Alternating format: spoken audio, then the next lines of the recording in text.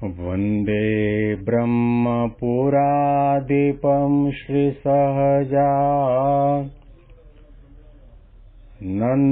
च मूलाक्षरम्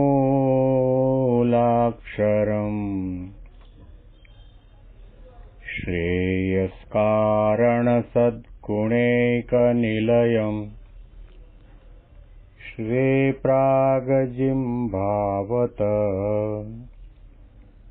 ब्रह्मोपासनधारकं गुरुहरिं यज्ञं तथा योगिनं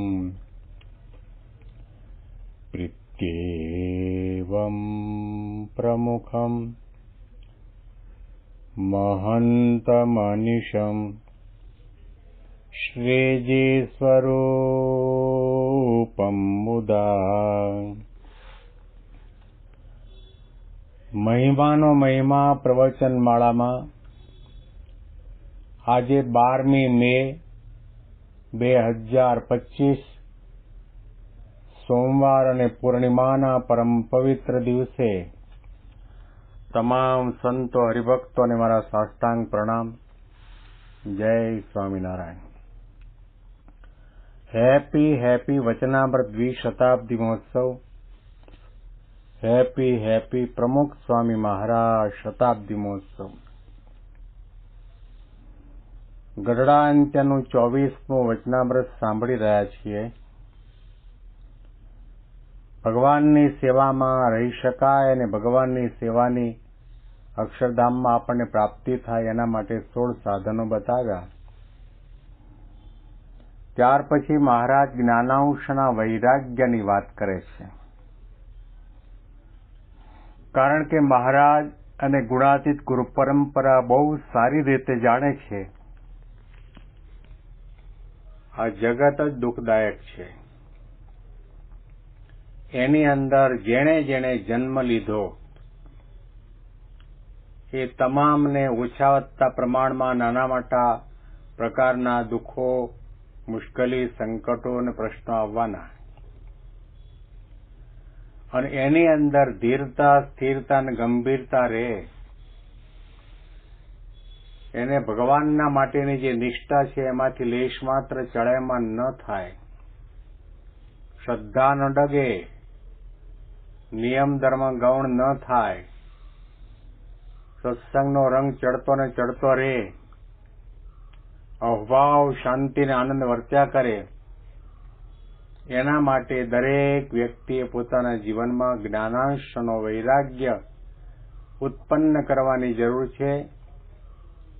જ્ઞાનાંશે કરીને જે વૈરાગ્ય જાગ્યો હોય, સમજણ પ્રાપ્ત થઈ હોય,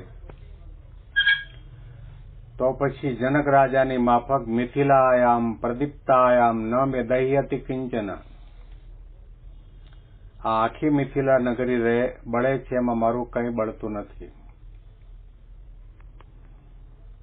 એક વખત જનક રાજાને પ્રશ્ન પૂછવામાં આવ્યો કે તમારા માટે મોટા મોટા સાધુ, સંતો, મહાત્માઓ અને વિદ્વાન અને બુદ્ધિશાળી માણસો એવી વાતો કરે છે કે જનક રાજા પોતે ભગવાનમાં તૈલ ધારા વૃત્તિ રાખે છે. કોઈ પાત્રમાંથી આપણે તેલ નીચે ઠાલવીએ અને એની જે ધારા થાય એ એક ધારી હોય, તેલ ધારા. પાણીની ધાર તૂટે, કદાચ દૂધની ધાર પણ તૂટે, કદાચ છાશની ધાર પણ તૂટે, પણ તેલની ધારા નાખી એટલે એક સરખું વચ્ચેના ભાગમાં તૂટ્યા સિવાય એ વહે. પ્રશ્ન પૂછવામાં આવ્યો જનક રાજાને કે તમારી તૈલ ધારા વૃત્તિ ભગવાનની અંદર રહે છે એનું સમજાતું નથી, કઈ રીતે રાખો છો? જનક રાજાએ પ્રશ્ન શાંતિથી સાંભળી અને પોતાના બંને સિપાહીઓ અને તલવાર, ભાલા, બંદૂકો લઈને બોલાવ્યા કે આ માણસે જે મને પ્રશ્ન પૂછ્યો છે એને હમણાં ફાંસીના માચાડે ચડાવવો નથી, હમણાં એને કોઈ દંડ આપવો નથી, પણ આપણી જે અલબેલા નગરી છે એની અંદર લટાર મારવા માટે મોકલો, ફરવા માટે મોકલો. એમનામ નહીં, એ બંનેના હાથની અંદર છલોછલ તેલના ભરેલા પાત્ર બે હાથમાં મૂકો.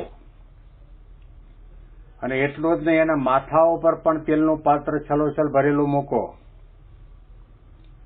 અને આખા નગરમાં ફેરવો અને પછી મારી પાસે લાવો પાછું.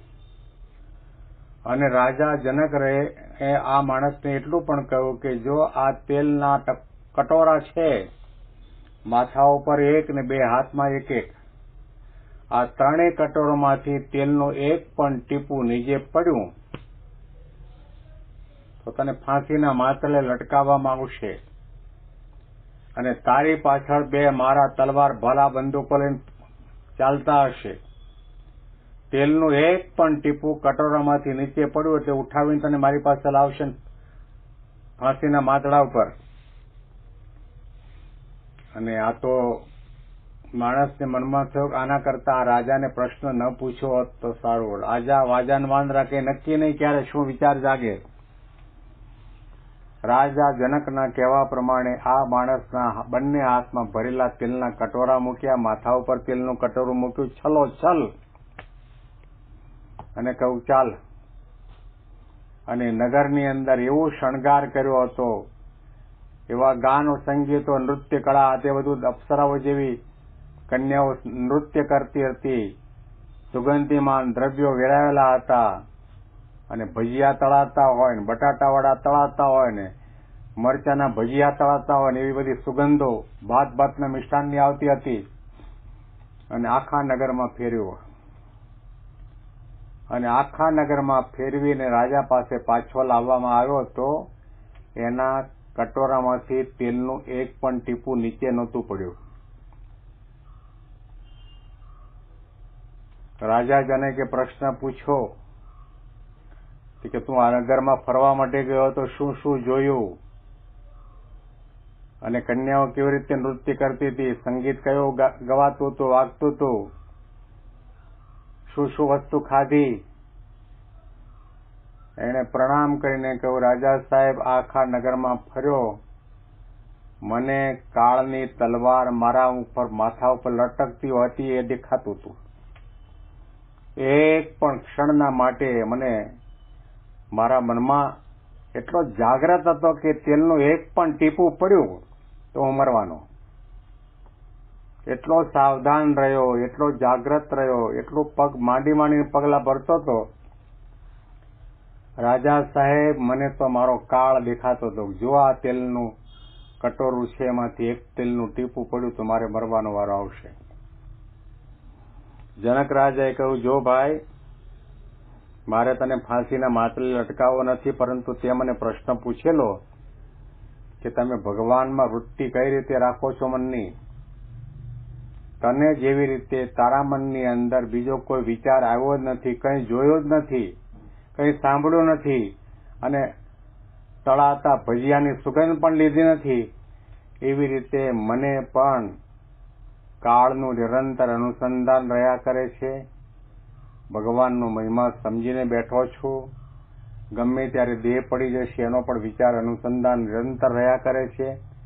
તને જેવી રીતે કાળ દેખાતો હતો અને તારું મન એમાં લાગેલું હતું, એમ મને પણ આ પ્રકારની સમજણ અને જ્ઞાનના કારણે ભગવાનના સ્વરૂપમાં મારા મનની વૃત્તિ તન્મય થઈને રહે છે. ભલે હું મહોલ માળિયામાં રહેતો, રાણીઓ પટરાણીઓ સુખ સમૃદ્ધિના સાધનો હોવા છતાં પણ હું વિચારને પામો છું. જ્ઞાનાંશનો વૈરાગ્ય અને સમજણ મારામાં દ્રઢ થયા છે. એટલા માટે મને ગમે તેવા રમણીય પંચ વિષયો છે એ પણ મને માર્ગમાંથી ચડાયમાન કરી શકતા નથી. શ્રીજી મહારાજે જે વાત કરી છે આપણે હવે સાંભળીએ છીએ તેમ જ્ઞાનાંશ વિનાનો જે વૈરાગ્ય તેને વિષયનો સંબંધ થાય ત્યારે વૈરાગ્ય ટકે નહીં, અને જ્ઞાનાંશે કરીને થયો જે વૈરાગ્ય તેને વિષયનો સંબંધ થાય તો પણ એ વૈરાગ્ય ક્ષીણ ન પડે. વડવાનળ અગ્નિની પેઠે પ્રજ્વલિત થકો વર્તે છે, અને એવો જે જ્ઞાનાંશ તેની કોઈ રીતે કરીને તમારા મનમાં આંટી પડી જાય તે સારું અમે નિરંતર કથા વાર્તા કરીએ છીએ.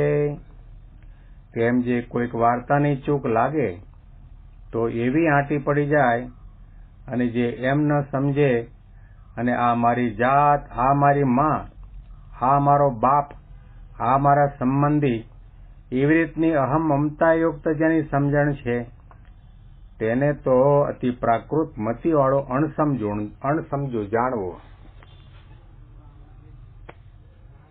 મહારાજે સ્પષ્ટ શબ્દોની અંદર આ અંતિમ ભાગમાં કહ્યું કે જે માણસ એમ માનતો હોય કે આ મારી માન, આ મારો બાપ અને આ મારી ભાભી ને આ મારા સંબંધી, એવી રીતે અહમ મમત્વયુક્ત જે સમજણ ધરાવતો હોય તેને તો અતિ પ્રાકૃત મતિવાળો અણસમજુ જાણવો. અજ્ઞાની જાણવો, મૂર્ખ જાણવો, નીચ જાણવો, ઘેલામ ઘેલો જાણવો. ભલે કપાળમાં તિલક ચાંદલો કર્યો હોય, ગળામાં કંઠી પહેરી હોય, કદાચ વ્યાસપીઠ ઉપર બેસીને ભગવા કપડા પહેરીને ગીતા, ભાગવત, રામાયણ, સત્સંગી જીવનની પારાયણો અને પ્રવચનો કરતો હોય તો પણ મહારાજે કહ્યું એ પ્રાકૃતમતિ વાળો અણસમજણ છે, અજ્ઞાની છે. આ દુનિયામાં કોઈ કોઈનું છે, અને જો કોઈ કોઈનું હોય તો માણસ મરે ત્યારે એની સાથે પાછળ એ કેમ નથી જતા? કોઈ કોઈનું નથી રે, કોઈ કોઈનું નથી રે, કોઈ કોઈનું નથી રે, કોઈ કોઈનું નથી રે. આ દુનિયામાં કોઈ કોઈનું નથી. અણસમજણ, અજ્ઞાન, વાસના અને આસક્તિના કારણે આપણે દેહને પોતાનું માન્યું, દેહ સંબંધી પદાર્થને પોતાના માન્યા, સગા સંબંધીને પોતાના માન્યા. ભાગવતના 5મા સ્કંદની અંદર તો ઋષભદેવ ભગવાને ત્યાં સુધી કહ્યું કે ગુરુ ન સસ્યાત, સ્વજનો ન સસ્યાત, પિતા ન સસ્યાત, દૈવમ ન તસ્યાત, ન પતિસ્સયસ્યાત, ન ભોચયેત સમુપેત મૃત્યુમ. જે આપણને કાળના મુખમાંથી મુક્ત ન કરે એ આપણો ગુરુ પણ નથી, સ્વજન પણ નથી. જે આપણને કાળના મુખમાંથી મુક્ત ન કરે, મોક્ષ ન અપાવે, તે આપણો ભાઈ નહીં, ભાભી નહીં, ભગીની નહીં, માતા નહીં, પતિ નહીં, પત્ની નહીં. કાળના મુખમાંથી મુક્ત કરે એને ગુરુ કહેવાય, એને માતા પિતા કહેવાય. અનંત કોટી બ્રહ્માંડમાં માત્ર 2 જ તત્વ એવા છે, બ્રહ્મ અને પરબ્રહ્મ, જે આપણને કાળના મુખમાંથી મુક્ત કરે છે, આત્યંતિકી મુક્તિ કરીને ભગવાનના ધામના અધિકારી બનાવે છે. એટલા માટે તો ગુરુ અને ગુરુના ઉપાસ્ય દેવ પરમાત્મા પુરુષોત્તમ નારાયણને ત્વમેવ માતા ચ પિતા ત્વમેવ, ત્વમેવ બંધુ ચ સખા ત્વમેવ, ત્વમેવ વિદ્યા દ્રવિણમ ત્વમેવ, ત્વમેવ સર્વમ મમ દેવ દેવ. આવું પ્રકારના શ્લોકો આપણે એટલા માટે બોલીએ છીએ કારણ કે આપણને માયામાંથી, કાળના મુખમાંથી મુક્ત કરે છે, ભગવાનના સુખે સુખિયા કરે છે. આના અનુસંધાનમાં વિશેષ વાતો આપણે આવતીકાલના પ્રવચનમાં સાંભળીશું. તમામ સંતો હરિભક્તોને મારા સાષ્ટાંગ પ્રણામ. જય સ્વામિનારાયણ.